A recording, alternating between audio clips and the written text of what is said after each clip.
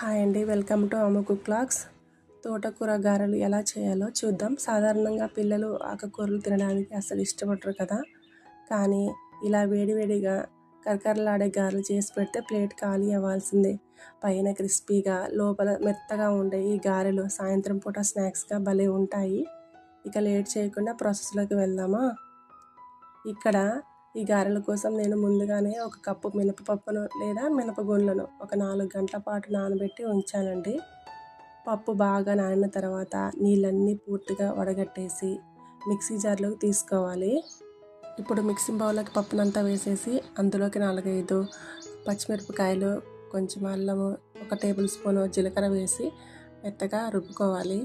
ఇందులో నీళ్ళు అస్సలు పోయకూడదండి. ఒకవేళ అవసరమైతే కేవలం 1 టేబుల్ స్పూన్ లేదా 2 టేబుల్ స్పూన్లు నీళ్ళు చల్లుకోవాలి అంతే.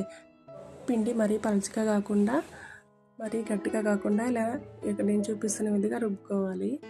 మరీ పలుచగా ఉంటే నూనె పీల్చేస్తుంది. ఇప్పుడు ఈ పిండి అంతా కూడా ఒక బౌల్లో వేసుకుందాము. ముందుగా శుభ్రం చేసుకొని తురుముకొని పెట్టుకున్న 1 కప్పు తోటకూరని ఇందులో వేసుకోవాలి. ఇప్పుడు ఈ తోటకూరతో పాటు ఒక సన్నగా తరిగిన ఉల్లిపాయ, కొద్దిగా కరివేపాకు, సన్నగా తరిగిన కొత్తిమీర, కొంచెం ఉప్పు అన్నీ సరిపడా వేసుకోవాలి. ఇప్పుడు వీటన్నిటిని పిండికి బాగా పట్టేలా కలుపుకోవాలి. ఇక్కడ ఒక చిన్న చిట్కా అండి. పిండిని చేత్తో ఒకే దిశలో బాగా బీట్ చేస్తూ కనీసం 5 నిమిషాల పాటు కలపాలి. ఇలా చేయడం వల్ల పిండిలోకి గాలి చేరి గారెలు నూనె పీల్చకుండా పైన క్రిస్పీగా లోపల సాఫ్ట్గా వస్తాయి. ఒకవేళ మీకు పిండి కొంచెం పలుచగా అనిపిస్తే 1 లేదా 2 చెంచాల బియ్యం పిండిని కానీ సూజీ రవ్వను కానీ కలుపుకోవచ్చు. ఇలా కనీసం 5 నిమిషాల పాటు బీట్ చేసుకోవాలి. అప్పుడే ఫ్లఫీగా పిండి తయారవుతుంది. ఇక్కడ చూపిస్తున్న విధంగా కలుపుకోవాలి.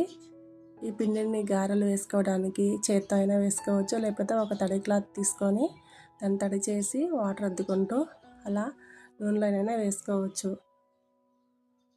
తోటకూరని పప్పు కూరలే కాకుండా అప్పుడప్పుడు ఇలా వెరైటీగా చేసి పెడితే పిల్లలు చాలా ఇష్టంగా తింటారు. తోటకూర ఆరోగ్యానికి కూడా చాలా మంచిది. చూడండి ఫ్రెండ్స్, ఇలా క్లాత్ మీద వేసుకోవడం వల్ల చాలా ఈజీగా వచ్చేస్తాయి గారెలు కూడా. ఇలాగా మరి మందంగా కాకుండా మీడియం సైజులో చేసుకోవాలి.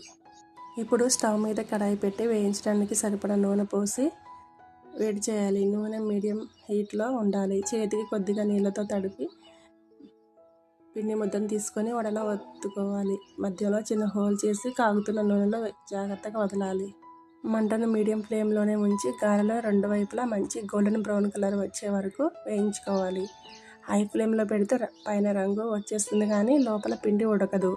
ఇప్పుడు చూడండి ఫ్రెండ్స్, చక్కటి రంగులోకి వచ్చేసాయి. ఇప్పుడు వీటిని తీసి ఒక బౌల్లోకి సర్వ్ చేసుకోవడమే. వీటికి ఏం చట్నీలు కూడా అవసరం లేదండి, ఊరికే అలా తినేస్తారు పిల్లలు. చాలా టేస్టీగా ఉంటాయి. మీరు కూడా తప్పకుండా ట్రై చేయండి. అలాగే వీడియో నచ్చితే ప్లీజ్ లైక్ అండ్ సబ్స్క్రైబ్ చేసుకోవచ్చు కదా. Thank you for watching.